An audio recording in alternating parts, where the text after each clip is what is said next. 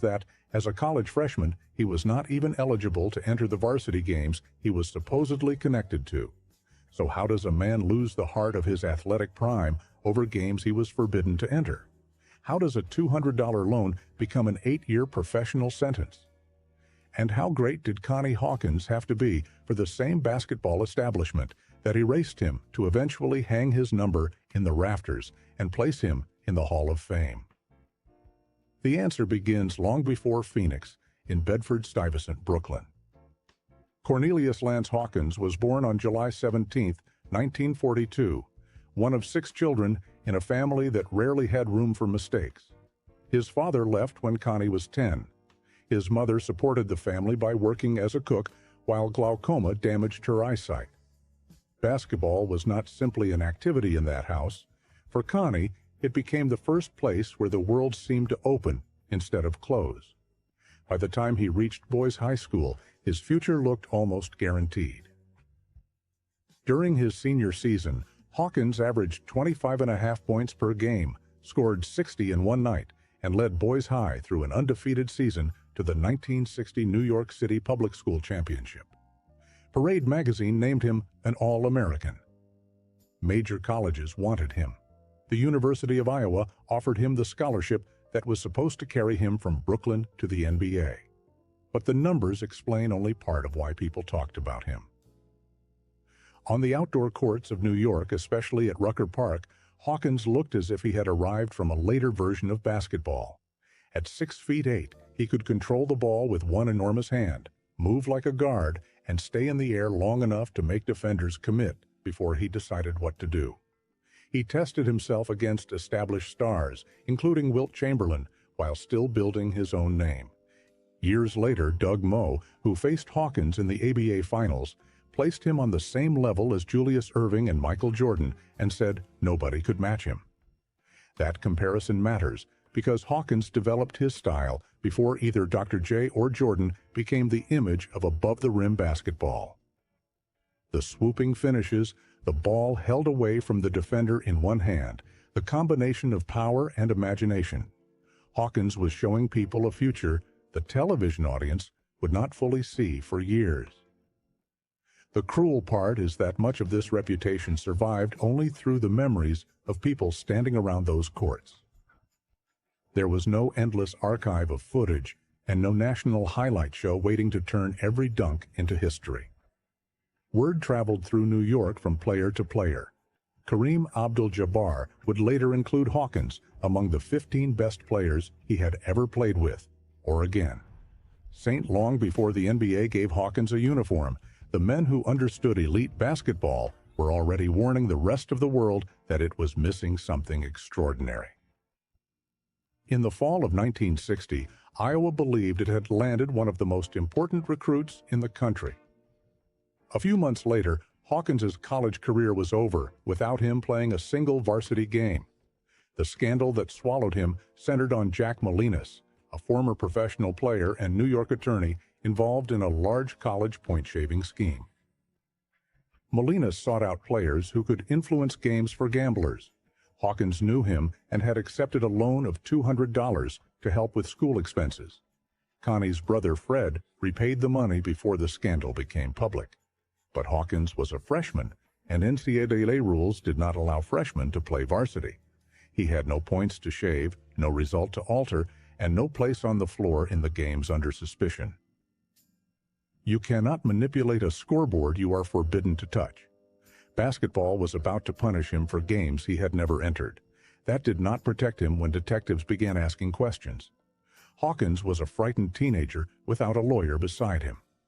Under intense pressure, he made false, incriminating statements. Those words became a substitute for the evidence nobody had. Suspicion now had paperwork, and basketball treated that paperwork like a verdict. Iowa expelled him anyway. Other NCAA and NAIA schools stayed away. In a matter of months, one of the most wanted recruits in America became a player no college would touch. No court sentenced Connie Hawkins. Basketball did it anyway. The link to Molinas was enough. Iowa protected itself. Other schools protected themselves. The NBA protected itself. Everybody reduced their own risk by placing all of it on one teenager. They called it caution. For Hawkins, it became a career sentence. Then the NBA closed the final door. Commissioner J. Walter Kennedy made it clear that he would not approve a contract for Hawkins. When Hawkins's class became eligible for the 1964 draft, every team passed. In 1966, the league formally banned a player it had never allowed to play. The important word is not simply banned, it is when. Hawkins lost the seasons from 19 to 27, the years when an explosive athlete normally learns against the best competition, receives the best coaching, and has access to top medical care. He did not lose the final chapter of his career. He lost the part that was supposed to define everything that followed. There was no established developmental league waiting to preserve his career, and no free agency market that could force the NBA to reconsider. The commissioner did not need to defeat Hawkins on the court. The league only had to refuse every contract. For an athlete whose value depended on access to competition, that closed door was more effective than any suspension with a stated end date. The only way he could answer was to play wherever someone would let him. His first professional opening came with the Pittsburgh Wrens of the American Basketball League, a new circuit trying to challenge the NBA. The Wrens ignored the rumor and judged the basketball. They needed Hawkins to score, rebound, and fill seats. He did all three. On January 15, 1962, Hawkins scored 54 points in a narrow victory, setting an ABL single-game record. Over the season, he averaged 27.5 points and 13.3 rebounds.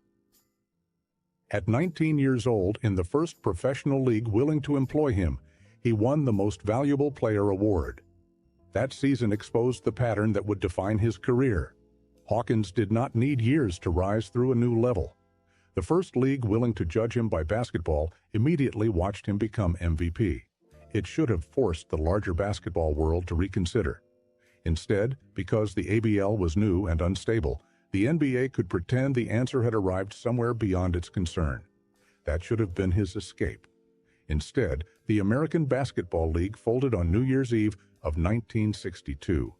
Hawkins had proved he could dominate professionals, and once again the stage disappeared beneath him.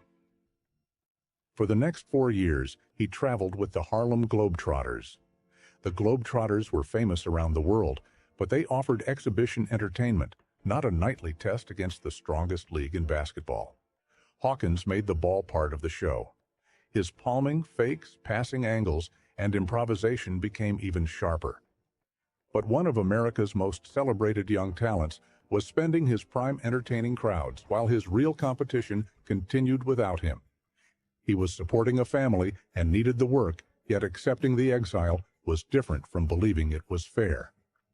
While Hawkins was still with the Globetrotters, Pittsburgh attorneys Roslyn Littman and S. David Littman began attacking the ban itself. In 1966, they filed a $6 million antitrust lawsuit against the NBA, arguing that the league had destroyed Hawkins's right to earn a living without proving a case against him. The lawsuit changed the balance of power. Until then, the NBA could reject Hawkins without explaining itself to him or to the public. In court, the league would have to defend the evidence behind the ban and explain why suspicion had been allowed to erase a career. Hawkins stopped asking permission. He and his attorneys demanded that the league justify the exclusion under law. The legal fight would take time.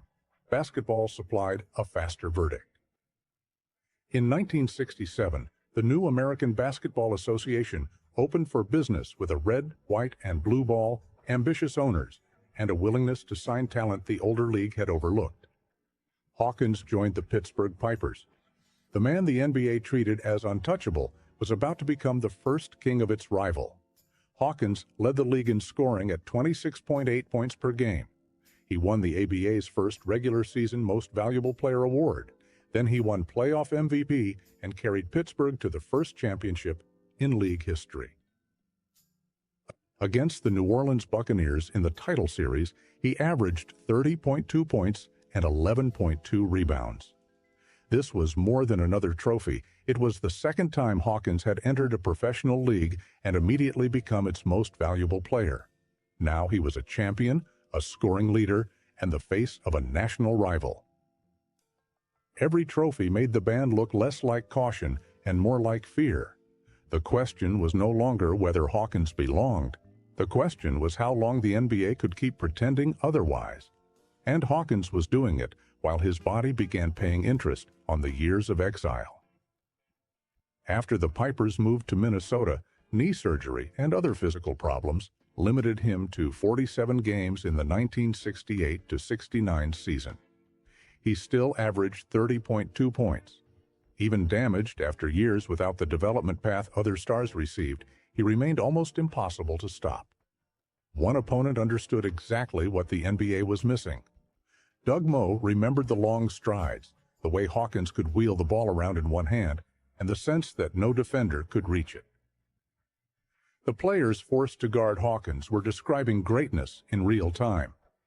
By then, the antitrust case was threatening to place the NBA's decision under a public microscope. In May of 1969, journalist David Wolf published a major investigation in Life magazine detailing how weak the evidence against Hawkins had been. The player who had spent years trapped inside a rumor now had his case laid out before a national audience. The league faced its most uncomfortable opponent, its own evidence. Rather than defend the ban at trial, the NBA settled. Hawkins received nearly $1.3 million in cash, and the NBA's official history reports a 5-year guaranteed contract worth about $410,000. After 8 years of exclusion, the door was finally open. The years behind it were gone. The NBA's official historical account would later describe Hawkins and his attorneys as the first to successfully sue a major American sports league and obtain both monetary damages and a playing contract. That made the case larger than one career. Hawkins had challenged the power of a league to quietly decide who was allowed to work, and he had forced that league to open its door. There was one more absurd turn. The Phoenix Suns and Seattle Supersonics both wanted his rights, so a coin flip decided which franchise would benefit from the player basketball had excluded for years. Phoenix won. The Suns had entered the NBA only one season earlier and finished 16-66.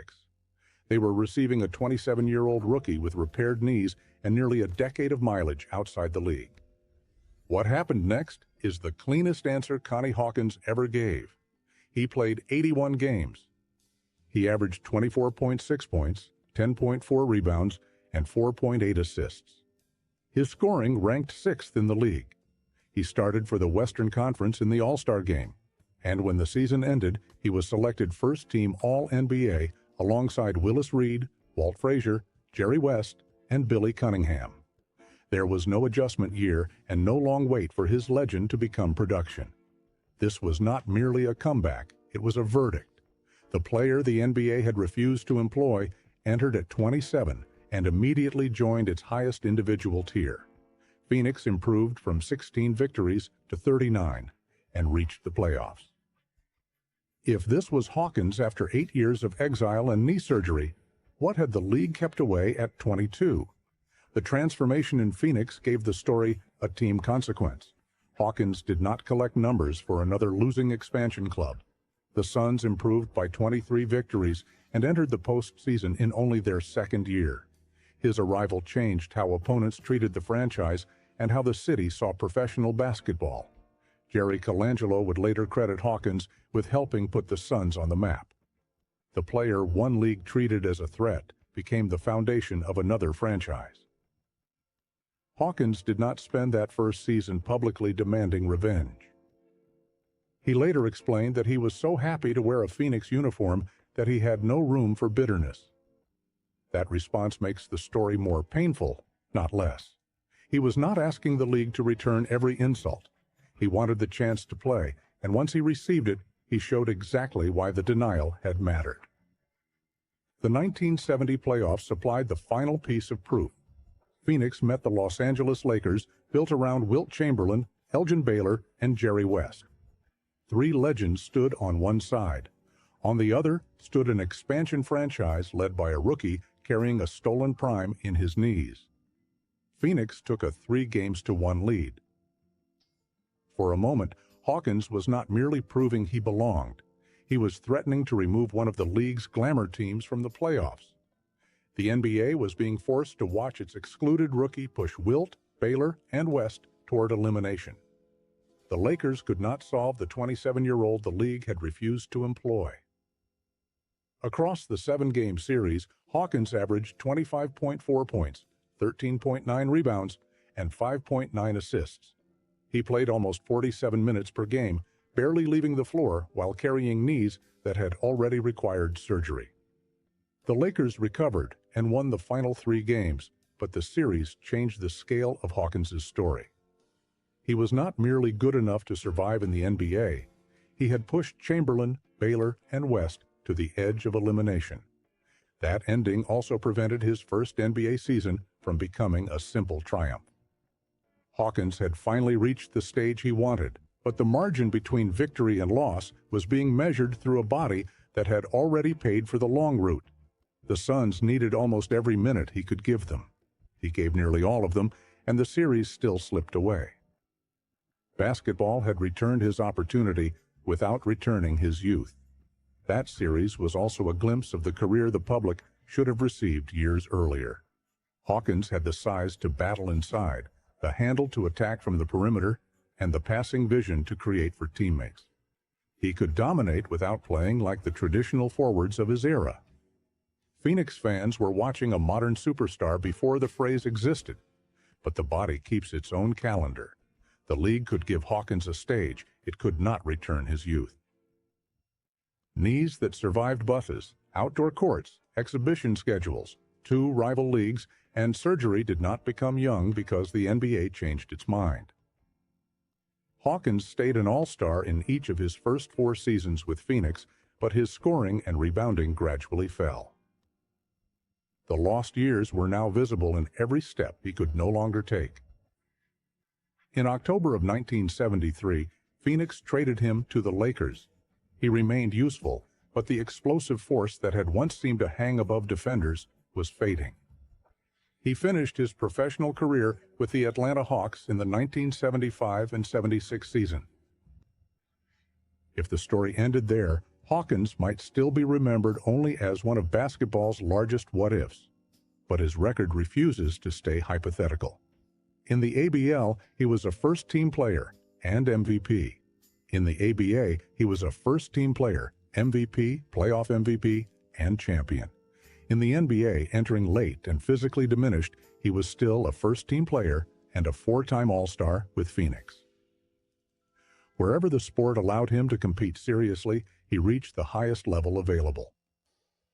Phoenix retired his number 42 in 1976. In 1992, Connie Hawkins entered the Naismith Memorial Basketball Hall of Fame, becoming the first Phoenix Suns player to receive that honor. The same basketball world that once treated his name as too dangerous for a draft now placed it among the immortals. The honor confirmed his greatness. It could not repair the theft. After his playing days, Hawkins settled in Phoenix and worked in community relations for the Suns. He became a familiar presence around the franchise that had finally